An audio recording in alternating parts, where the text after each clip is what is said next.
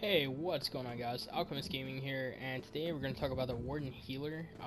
This is my own custom build that I dubbed the Shaman. I currently have 160 healers on the PS4 currently using this build, and I also have 6 guilds helping me to make this build become the meta for the Warden Healer. So today I'm going to share with you my build for you guys to test, and if you have any ideas for improvements for it, or how we can make it better, don't be afraid to leave it in the comments. Negative comments are welcome. So if you got any suggestions, let me know. We'd love to hear them. So let's get right into it, guys. Alright, so starting off with our skills, we're going to go down to green balance. Alright, so our first skill is Healing Thicket.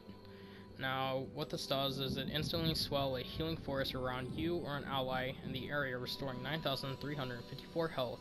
The forest continues to heal you and all allies in the area for 4,676 health every 1 second over 6 seconds. When the effect ends, allies continue to receive 23,380 healing over 4 seconds. That's pretty OP. This is by far the best heal in the game, from what I've seen. It's definitely essential. You're definitely going to want to run this on both bars. So we're going to move on here to our active abilities. We have Enchanted Growth. Now this is a fun one. I really like casting this. It's a lot of fun to use. So what you do is you seed a large area of mushrooms that heals you and all allies in your frontal cone for 7,795 health. Allies affected gain minor intellect and minor endurance, increasing magicka and stamina recovery by 10% for 20 seconds. So what it means by your frontal cone, you have to be facing the group either from the left or right or back or front sides.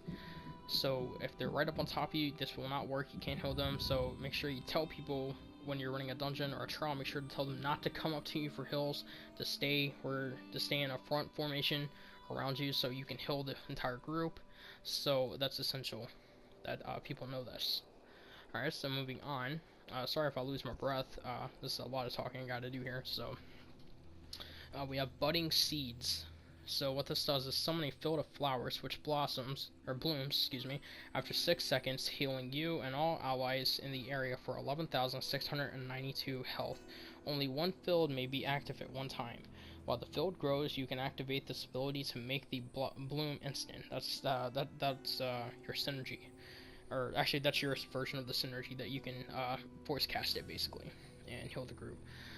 So the synergy is allies may activate the healing seed synergy to heal for 14,010 health over 5 seconds. So that's the synergy that they can activate. So if you forcefully, basically it's a premature bloom, so it's not going to heal for much.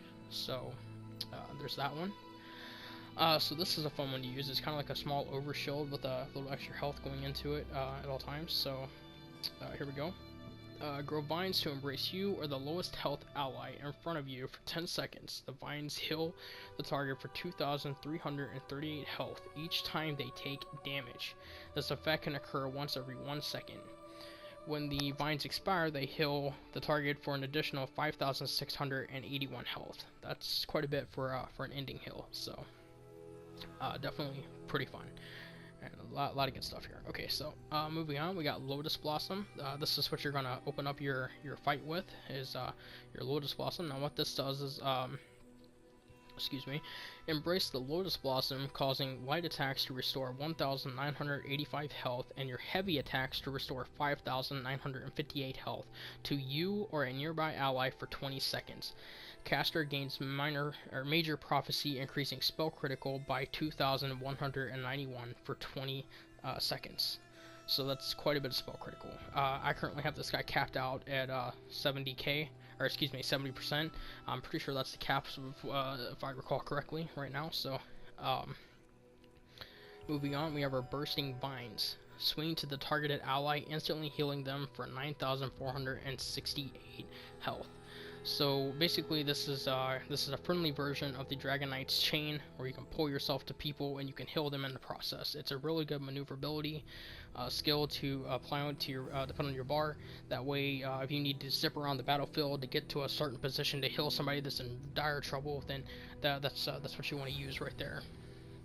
Alright, so for passives, we're going to take everything in green balance. Every passive is essential. Okay, so starting off, we have Accelerated Growth. When healing you or an ally under 40% health with a green balance ability, gain Major Mending, increasing your healing done by 25% for 3 seconds. 25%, that's quite a bit of extra healing done. And that procs a lot more often than what you would think.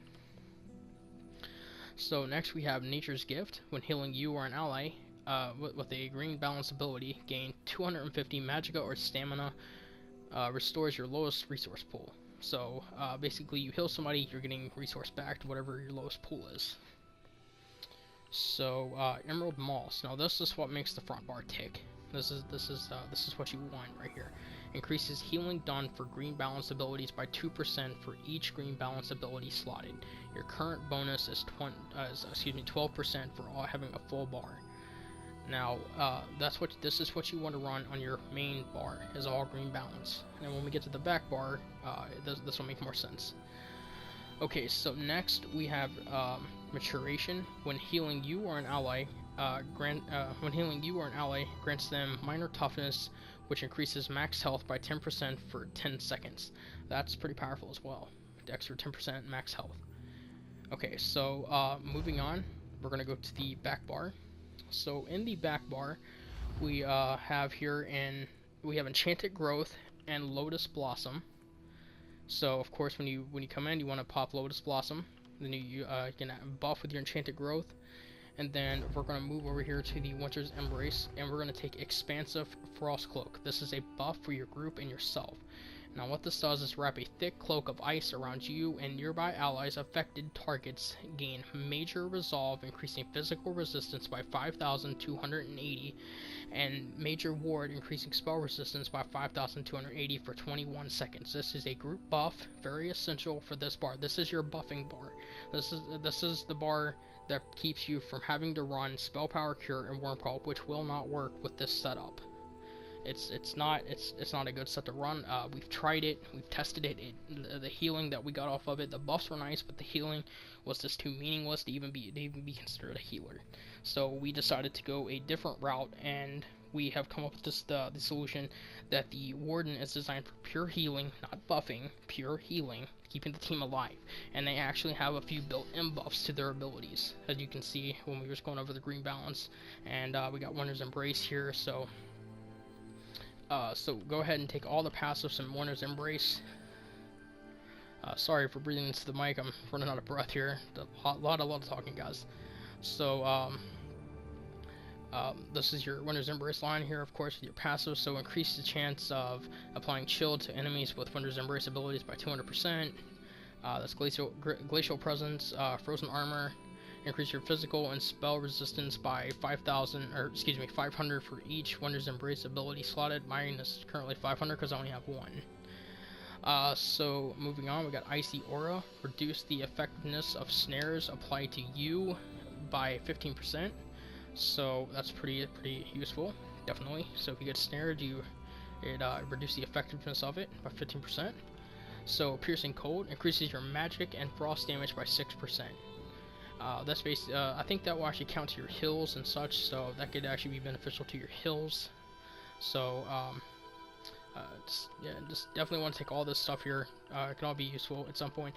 We may eventually decide to swap out for the Arctic one, because the Arctic one, I'll go ahead and grab it here, and it actually has one that has Polar One, which heals nearby enemies. So the other one is Envelop yourself in Winter's Wind, healing for 13% of max health instantly, and an additional 2% health over 2 seconds over 10 seconds. Enemies in the area will take 717 frost damage every 2 seconds over 10 seconds. So then we have Polar Winds, which is basically the same thing, except it just heals nearby allies. I'm going to go ahead and grab that one. I'm probably not going to use it right away, but it'd be nice to have it. So might want to pick that up too, in case we ever decide to switch up the build a little bit. But right now, this is what we have set. So moving down to the Restoration Staff skill line, we have Healing Springs, and Summon Restoring Spirits with your staff, healing you and your allies in the target area for 2,154 health, and an additional 2,154 health over 1 second for 3 seconds. And then a new effect is you restore 300 Magicka for each friendly target hit by the initial heal, up to a maximum of 3 targets. So I took everything in here, but I'm only using two things. I'm using Healing Springs and Combat Prayer. Combat Prayer, I chose that because it's a buff, and you can buff your group with the sides, so you can give them. So you slam your staff down to activate its blessing, healing you and your allies in front of you for 5,484 health. Also grants minor berserk, minor resolve, and minor ward, increasing you and your allies' damage done by 8% and physical resistance and spell resistance by 1,320 for 8 seconds. So that's definitely a nice buff to throw on your group. So to give them the little buffs off of that, so it's really nice to give them that extra damage and those extra wards, and you heal them in the process. So that's really good to have. You could also replace the Lotus Blossom with Healing Ward. Call your staff strength to protect you or the lowest health ally around you with a damage shield that absorbs 5,481 damage while also healing the target for 2,782 health. The shield's strength is increased by up to 300% depending on the severity of the target's wounds. So if you put this on somebody that's really close to dying, you can get that up to 300%. So, of course. So, also, when Healing Shield expires, the target is healed for 142% of the ward's remaining strength. So, definitely something you can look into to throw on the bar if you don't want to run Lotus Blossom. If you want to be more supportive, I run Lotus Blossom, so my Combat Prayer, my Grand Healing Springs, and Enchanted Mushrooms are, my Enchanted Growth are just a little bit more powerful when they actually go off. So, but I'm currently at the cap for primarily my base stats are. Give me a second here, I'll show you my base stats here. So I'm at 65% health on that bar. Then if I so can I swap them? Okay, I can't swap my back bar now. So okay, here we go. So I'm at 64.9% here. So with Lotus Blossom active, sorry guys, can't talk. Active right here, we get 74.9%, which is over the cap. The cap is 70%, from what I've heard. I haven't confirmed that myself yet, but I'm pretty sure that's. I've had multiple people tell me that. So unless somebody wants to correct me in the comments, 70 is the cap for spell critical. So on the back bar now, if I pop that, I get 75%, which really isn't necessary if the cap is 70%. So not really necessary, of course. But now moving on to sets, these are the sets I chose. I got a War Maiden's Restoration Staff. We're running Resto Staffs on both bars, of course. So I got 5-piece War Maidens. 2 items adds 672 spell critical. 3 items adds 945 maximum magicka. 4 items adds 126 spell damage. Nice, that's very nice. 5 items adds 391 spell damage to your magic damage abilities. That's also very nice. So you definitely want to try to get these empowered, so it increases your healing done by 7%. Having all that extra healing done is definitely nice to have as a healer. Excuse me guys, I'm getting a little choked up here. As I said, a lot of talking. So my second set is Mother's Sorrow. So as you can see, I got powered on that one too. That's my trade. I got Absorb Magicka enchantment. I think I have that on. Yeah, I got Absorb Magicka enchantments on both of them. So we have 2 items adds 956 maximum magicka. 3 items adds 680 spell critical. 4 items 680 spell critical. 5 items 1,624 spell critical. All that spell critical is very nice because that means your critical heals are going to be more powerful, and then the spell damage off of this means your base heals are going to be a lot more powerful as well. So having all the extra critical and then the spell damage. My spell damage is a little bit low right now. I want to get that higher. I need to gold out the rest of my gear, of course. Haven't got around to doing all that yet. So still got a ways to go. But anyways, those are my sets. This is what I'm running. War Maidens. These sets are actually kind of pricey. I don't have like a nailed down price on what these are worth. I've seen this go for 100k gold. I've seen it go for 100k if it's gold and divines. I'm running all divines, of course. Still got to get my jewelry golded out, and so my build's not really at its peak yet as far as damage and crit goes. Oh well, crit of course it is, but if I can get my crit to cap out at 70 once this is all gold, then I won't have to really use Lotus Blossom as much, because then I'd already be over the cap if I did. So. Other than that, that's about it, apart from champion points. So let's go ahead and go over them real fast. I'm only champion 401, so I still got a ways to go. So I took Arcanist for maximum magic recovery, 100 points. Tenacity increases the magicka and stamina your fully charged heavy attacks restore. So I got 34. I'm going to put 100 in that, and then put the remaining 10 into healthy for a little extra health recovery. That's all I have in Thief. So moving on to Mage, I have 100 points in the Blessed. Increases your healing down by 15%. Definitely essential. I'm going to put 100 points into Elfborn, and put the remaining... probably going to put the remaining 10 into Thaumaturge for Grand Healing Springs and Living Trellis, and the other heal over time effects that I have, so that'll make them a little bit more powerful. So the remaining 10 will definitely go right there, and then we're going to put another 100 right here. So okay, moving on to Warrior. I'm not too sure what to run on Warrior yet. Me and the guys at the group there that I've been conversing with, and all the other people that we've been conversing with, we're still not sure what to put all in Warrior in, so we put a little bit into Hardy, and I recently just swapped mine out. I put 70 points into Bastion to make my wards be a little bit more powerful, so like the Steadfast Ward, if you want to run that with the Frost Cloak, that'll be a little bit more powerful, of course. So mine's at 22% or 22.72%, so it's a little bit more powerful than what it normally would be if I had no points in it, so pretty useful, of course.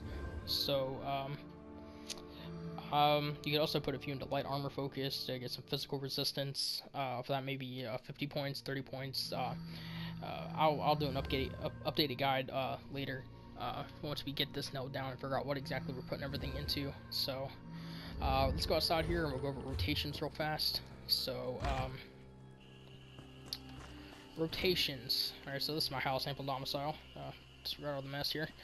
Alright, so when you come into fight, pop your Lotus Blossom, drop your budding seeds on the group, hit somebody with Living Trellis, buff your group with your Enchanted Rose, swap your back bar, Combat Prayer, Expansive Frost Cloak, and then drop your Healing Springs, so that can already proc, because they're probably at that chance, by that chance they're already going to be taking damage, so you drop your Healing Springs on them with your Combat Prayer, you're healing them, giving them a buff, and you can also put your Lotus Blossom or your Steadfast Ward on that bar, and then if you're in the oh crap, my team is dying moment, you can pop your heal, and then something I like to do with the Healing Thicket is I'll drop the Healing Thicket, like so, and I'll put the budding seeds inside it, swap to the back, put Grand Healing Springs in the middle of it. So that's a whole bunch of heals stacked, and then if nobody pops a synergy and budding seeds, I can actually activate it myself. Now, if I have to get around the field to get to somebody that's over here, I can use the Bursting Fires, which I can't cast because there's no friendly targets. I can cast that to get to them and heal them as I get to them. Because when you target somebody with that and you hit them, it'll heal them for about 10k. Mine usually procs at about 15-20k due to all my spell critical. So that's basically how you get around the field in a very quick manner. This is what makes the Warden superior to the Templar as far as healing goes, and versatility, as I'm gonna say. Something I want everybody to understand here. There's not a lot of people that will probably agree with this, but the Warden should not be running Spell Power Cure and Warm Call. It is not essential for them because they have buffs already built in, and using what I have set up here, you have 3 buffs already set up on your bar for your group. So what trial group should basically look like now with a Warden Healer in the mix is you'd have one Warden Healer running hopefully this setup with the buffs on the back bar, and then you get your heals on the main bar and whatever like that. So then you'd have one Templar Healer running Spell Power Cure and Worm Call to buff the group like that, because the Templar is designed for healing and buffing. That's why those sets actually are useful for them. Now, I'm not saying that those sets are not completely useless to the Warden. They can run them, but the hills that the results I was getting was not worth it. My spell critical was too low. Overall, it just wasn't working out. This is where I peaked wearing these sets right here, or also Healer's Habit. I was running that originally, and I swapped it out for War Maidens. Other than that, this is about all I have for you guys today. So there's going to be a guide up on Reddit. Of course, we got the YouTube guide coming up here soon. So other than that, this is the Shaman. And also for food, I'm running double Bloody Mars for 5k health, 5k mana. I don't have anything else that actually gives me that much at the moment. So if you guys have something that's better than that, feel free to use that, of course. But other than that, guys, that's all I got for you. Also potions. Sorry, potions. You can probably run. Let's see. This is the potions I'm running here. So let me go to my inventory here, and I seem to be passing it over time. Alright, so inventory. I am running Essence of Spell Critical. These are all made by me. So now the reason I'm running potions, of course, like this, is because that's 11k heal plus the Spell Critical in it. So on top of that, the healing is a little bit better for me because of my Argonian passives, which are down here. This is why you want to choose an Argonian, by the way. You have Resourceful, increase your max magicka by 3%. When you drink a potion, you restore 4,620 health, magicka, and stamina. That's actually a little bit higher than what I normally get with this, but I'm going to show you why in a second. So then we got Argonian Resistances, increases your max health by 9%, and Poison and Disease Resistance by 1,484. And then now this is what puts them above the pay grade of like a Breton or High Elf or any other kind of healer in the game. Is they're quick to mend, increases your healing done and healing received by 5%. That is essential. You need that extra healing. That is what is going to save your team. That's what's going to keep you in the fight. That's why people are going to worship this build. So other than that, guys, that's about it for me. Like I said, I got a Reddit guide coming up. Got my Australian friend. He's gonna be putting that up, so you'll be able to find my name in it and all the other people that helped with it. So hope you guys enjoyed the video. Hope you guys liked the build, and if it was useful to you and you do like it, be sure to leave a like and subscribe for more builds in the future. And other than that, guys, I'm out of here. Thanks for watching.